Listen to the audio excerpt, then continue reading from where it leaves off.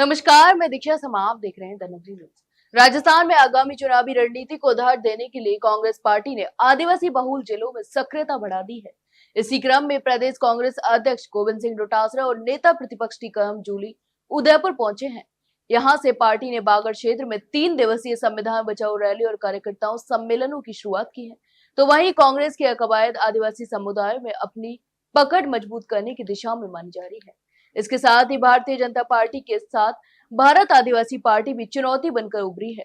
तो वहीं नेता प्रतिपक्ष टीकम जूली ने मीडिया से बातचीत में बताया कि प्रदेश कांग्रेस कमेटी पूरे राजस्थान में बूथ, मंडल और ब्लॉक स्तर पर संगठन को मजबूत करने का अभियान चला रही है और कहा कि कांग्रेस की नीति हमेशा गरीबों, दलितों, आदिवासियों और पिछड़े वर्गों के उत्थान की रही है। इसके अलावा हमारा उद्देश्य संविधान की मूल भावना को बचाना है और कांग्रेस की रीति नीति यही है कि वंचित वर्ग आगे आए। इसके अलावा बीजेपी पर हमला बोलते हुए जूली ने आरोप लगाया कि भाजपा की नीयत संविधान को कमजोर करने की है और कहा कि राज्य की भाजपा सरकार पंचायत और नगर निकाय चुनाव करने से बच रही है और केवल झूठे वादों पर टिकी हुई है। इसके अलावा उन्होंने राज्य में हो रही बारिश के बावजूद प्रशासन की तैयारियों पर भी सवाल उठाए हैं और शहरों में नाले साफ नहीं हुए, गाँव में पानी भर रहा है और लोगों को बहाव में बहने से रोकने वाला कोई नहीं है।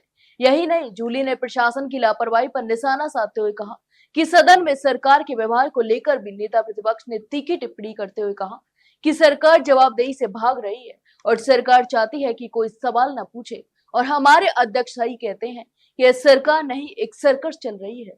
तो वही मंत्री सिर्फ सरकारी संसाधनों का आनंद ले रहे हैं और जनता समस्याओं से जूझ रही है। इसके अलावा जूली ने कहा कि कांग्रेस अध्यक्ष गोविंद सिंह डोटासरा ने भी केंद्र और राज्य सरकार दोनों पर हमला बोलते हुए कहा कि वर्तमान सरकार के कार्यकाल में एजेंसियों का दुरुपयोग आम बात हो गई है। तो वहीं स्वास्थ्य, शिक्षा और कानून व्यवस्था की हालत दिन प्रतिदिन खराब हो रही है।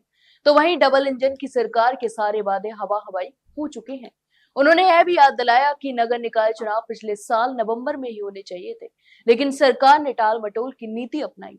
तो वहीं डोटासरा ने वन स्टेट वन इलेक्शन की केंद्र सरकार की मंशा पर भी सवाल खड़े किए और कहा कि नीति बन ही नहीं रही है, केवल बातें हो रही हैं।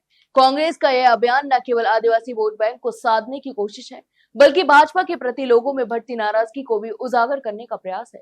इन आयोजन में कांग्रेस के प्रदेश प्रभारी सुखजिंदर सिंह रंधावा भी शामिल होंगे, जो मेवाड़ क्षेत्र में पार्टी की जमीनी स्थिति को सुधारने की दिशा में कार्यकर्ताओं को मार्गदर्शन देंगे। तो आप इस पूरे मामले पर क्या सोचते हैं, हमें कमेंट बॉक्स में कमेंट करके जरूर बताएं। वही जानकारी अच्छी लगी हो तो वीडियो को लाइक और शेयर जरूर करें और हाँ, चैनल को सब्सक्राइब करना ना भूलें। फिलहाल के लिए इतना ही, जल्द मिलते हैं नई जानकारी के साथ। तब तक के लिए नमस्कार।